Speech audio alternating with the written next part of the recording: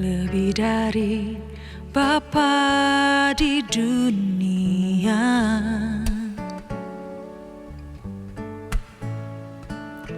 Kau menjaga hidupku ya Allah, bahkan lebih dari kasih seorang ibu. Engkau selalu menyambutku,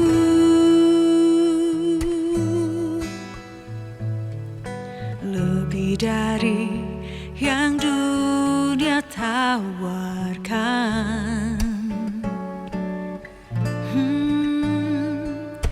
Kau berikan yang terbaik, oh Tuhan.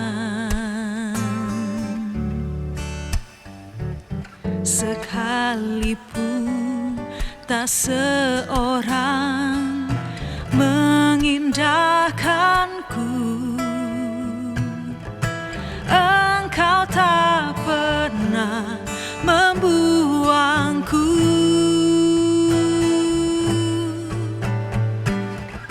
Kau mengasihiku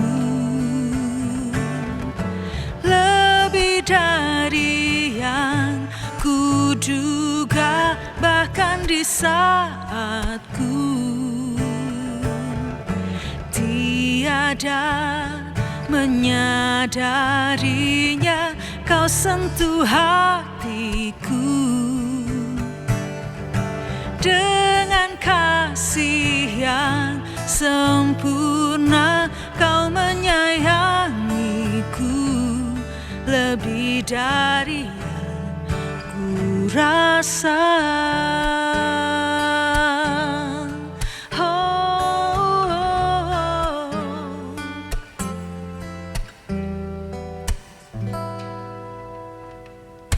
Lebih dari yang dunia tawarkan.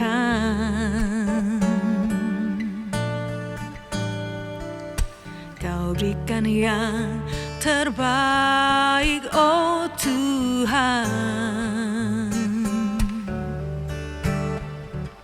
Sekalipun tak seorang mengindahkanku,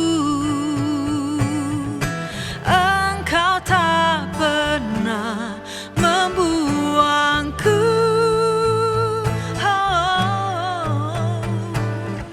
Kau mengasihiku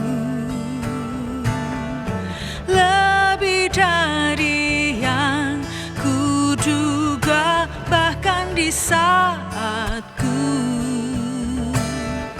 tiada menyadarinya, kau sentuh hatiku dengan kasih yang sempurna. Kau menyayangiku lebih dari yang ku rasa. Kau mengasihiku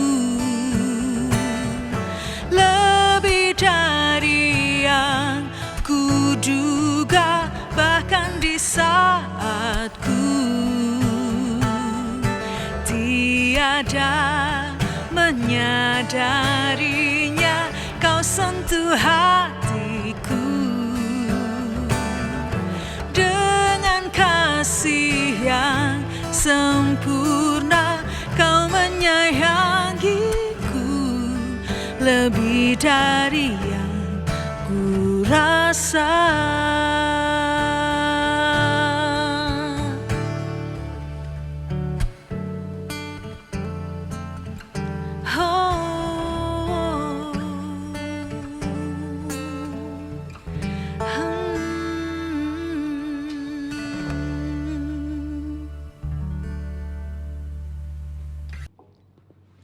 Kembali lagi di Roti Manis bersama saya Felix Agus di sini. Kali ini temanya dosa itu nikmat tapi ... Bapak Ibu Saudara, teman-teman semua bisa isi sendiri, tapi apa? Karena saya percaya bahwa kita semua tahu dosa itu enak. Tapi kita sering kali gini, memilih yang enak, lupa konsekuensinya. Nggak usah dosa. Kita ngomongin makanan aja deh. Saya suka banget gorengan. Bisa beli 20.000, saya makan gorengan sendirian saya habisin. Apalagi kalau tahu isi sama gorengannya berupa risol, ada isi di dalamnya. Aduh, nikmatnya. Tapi suatu saat, beberapa waktu lalu saya masuk rumah sakit gitu ya, dan ternyata saya nggak boleh makan gorengan lagi gitu, apalagi sekarang juga nggak boleh makan pedes-pedes yang ada. Kenapa? Karena buat kesehatan tubuh saya. Kita sering kali makan sembarangan karena nggak mikirin efeknya apa, cuma mikirin di lidah enak.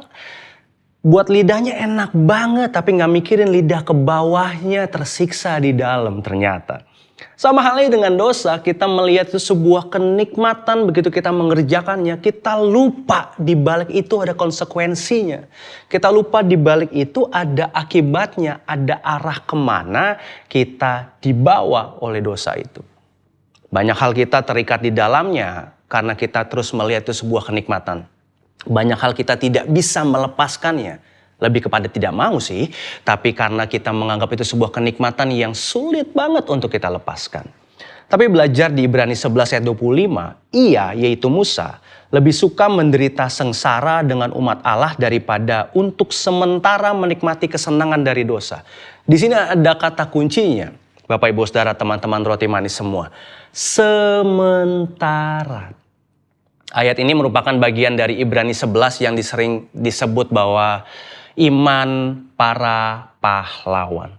Menampilkan tokoh-tokoh iman yang hidup berdasarkan kepercayaannya kepada Tuhan, dan salah satunya adalah Musa yang kita baca. Yang dilahirkan bukan di tempat Israel gitu ya, tapi dilahirkan di istana Firaun di Mesir, dirawat maksud saya besar di sana. Tapi ia memiliki akses segala sesuatu akan kekayaan, kekuasaan Mesir, punya akses di sana untuk menikmatinya. Tapi dia memilih meninggalkan semuanya, menderita bersama orang Israel. Kenapa? Ia lebih memilih taat sama Tuhan daripada kenikmatan dosa. Ini tadi yang bersifat sementara. Dosa sementara. Yang hari ini teman-teman masih pegang sampai hari ini, kenikmatannya sementara. Kenikmatan dosa mungkin memberikan kesenangan kita, tapi ingat itu sementara. Tidak sebanding dengan penderitaan yang harus kita alami nanti ujungnya. Sekali lagi ya, dosa mungkin kenikmatannya memberikan kesenangan bagi kita, tapi itu sifatnya sementara. Gak sebanding dengan penderitaan yang harus dialami nanti ujungnya. Seperti yang firman Tuhan bilang bahwa di Roma 6 ayat 23, sebab upah dosa ialah maut. Kita melihat dosa sebagai apa hari ini? Jika menanggapnya, melihatnya sebagai sebuah kenikmatan saja, kita lupa kenikmatan itu membawa kita ke dalam maut. Tapi puji Tuhannya, ayat ini lanjutannya, tetapi karunia Allah ialah hidup yang kekal dalam Kristus Yesus Tuhan kita. Ayat ini menekankan bahwa dosa, yes, selalu memiliki konsekuensi di baliknya. Dan upah dosa adalah maut, yaitu tentang kematian rohani itu sendiri, pemisahan kita dari Tuhan. Tapi kabar baiknya, ada kasih karunia Allah dalam Yesus Kristus yang menyelamatkan kita dari dosa.